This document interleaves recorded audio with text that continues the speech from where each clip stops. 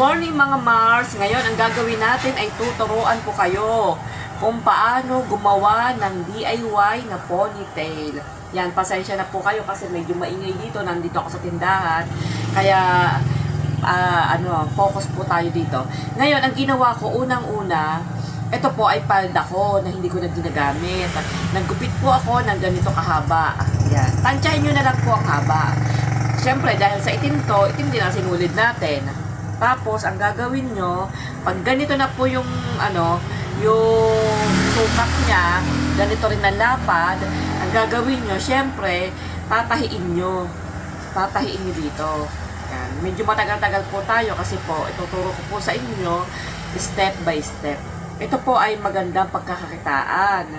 Kasi, habang kayo walang ginagawa, o mga nanay na nasa bahay lang, pwede nyo po itong gayahin.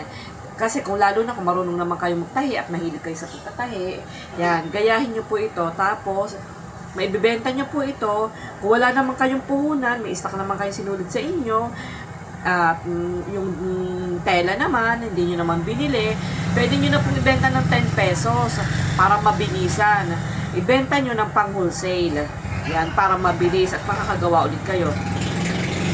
Ito po kasi sa akin, dahil nga wala naman ako ditong puhunan, ay ibibenta ko lang siya ng 10 pesos. Kasi ito ay mga ano-ano lang to.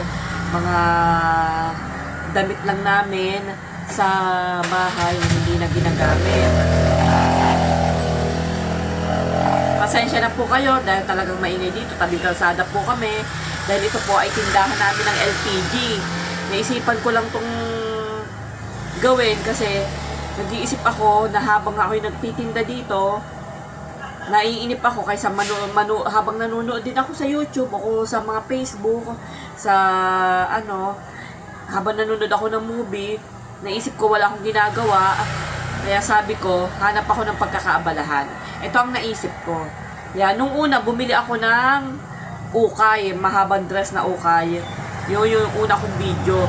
Ngayon, kaya anamunan po ako doon ng 230. Ngayon, ito naman, wala akong puhunan. Kaya medyo maganda-ganda kikitain dito. Yung una ko po binenta nga pala ay umabot siya ng 850 kasi 85 pieces po yun, 10 piso isa.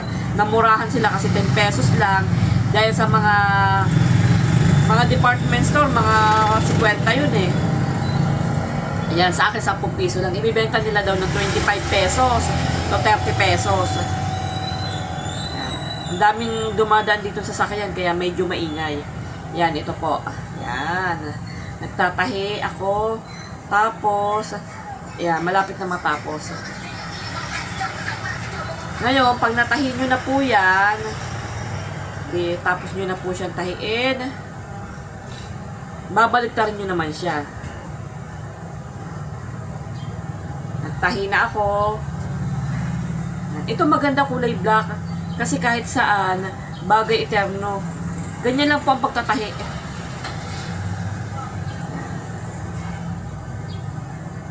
Tapos, yung mga una kong ginawa, may design. Kasi meron akong mga beads na mga nakatambak lang. Pero ngayon, parang ubos na yung beads ko. Kaya siguro, maganda naman to kahit walang beads dahil kulay black. Kaya hindi ko na siya lalagyan ng beads. At saka mura lang naman, 10 pesos lang naman eh. Ayaw ko naman bumili kasi gagastos ako eh. Hanggat maaari nga, ayaw kong gumastos. Tapos, pagka patay nyo lang dulo pag tapos na kayo. Yung mga excess na tela, yan, para maganda. Pagkatapos niyan, tapos na ako, natahi ko na. Ito na, okay na. Babalik na rin nyo na po. Yan, ayan sinasabi ko, kahit walang makina, pwede kayong gumawa sa pamamagitan ng inyong kamay. Basta diskarte lang. Marunong lang kayong dumiskarte, kikita naman kayo kahit paunti-unti. Imagine, hindi ko akalain na yung aking unang ginawa maso-sold out agad. Lang ha, 2 tindahan lang ang pinagdalhan ko noon. Yung isa, pinakyaw na kagad. Kinuha niya 40 pieces. Yung isa naman, 45 pieces. Oh. Yan. Yun, nilagyan ko ng garter. Babalik na rin nyo siya ng paganyan. Yan. Ngayon, pag po ito ay pagbible. Pag po siya ay nabaliktad nyo na, medyo matik ang ganda ng tela nito. Pag po siya ay nabaliktad nyo na, yan, ang kailangan naman dito, lalagyan nyo siya ng garter. Ang garter po ay ganito kahaba. Sa akin, parang may isang dangkal. May isang dangkal ang garter. Yan. Tansyahin nyo na lang. Tapos, susuot nyo siya dyan. Pag suot nyo siya dyan, sinuot nyo na siya dyan.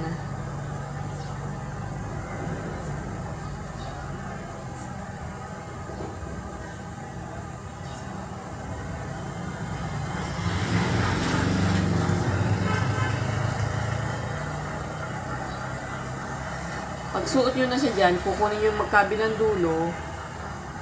Tapos, tatanggalin nyo si garter. Tapos, ibubuhol nyo na lang siya dyan. Ibubuhol nyo siya dyan. Yan. Tapos, pag nabuhol nyo na siya dyan, igandahan nyo na yung pasok. Ayan, okay na. Inaayos nyo na yan. Siyempre, kailangan tahiin yung yung dugtungan para magsara. Yan. Ang ginagawa ko para hindi kita yung pinakatahi, ganituhin nyo, balik na rin yung ganyan yan. Yan o. O yan. Tapos ganun.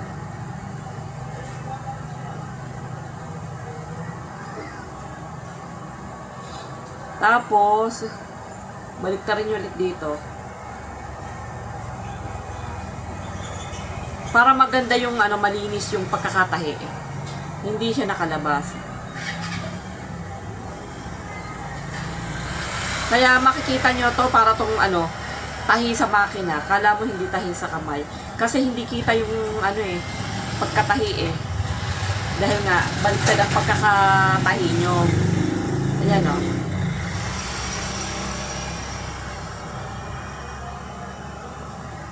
Yung ginagawa ko dito pagka walang ginagawa. Nakakarami din ako. Baka 10 piraso lang ako nito. Sa isang araw, habang nakaupo ako dito, nakakumita na ako ng 100 pesos pag naibenta ko. O, wala naman akong puhunan. Kahit may puhunan ako, konti lang, kita pa rin ako. Ayan o. Ayan. Tapos,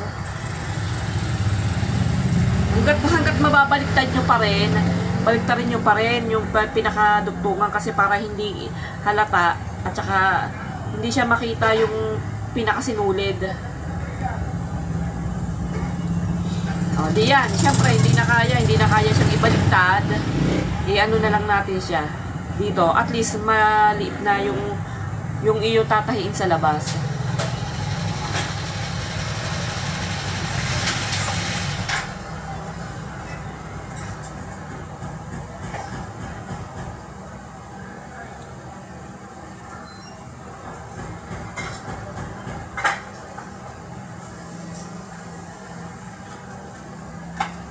$27 daw bigay sa kanya.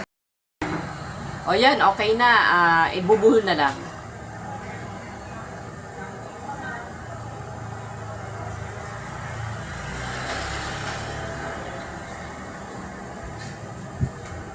Gagawa na naman. Siyempre. Yan. Pag naibuhol, siyempre, puputulin ang sinulid. Oh. Pag naputol ang sinulid, hindi siya halata. Ayan dyan. Na. Yan. Okay na, oh. Hindi siya halata.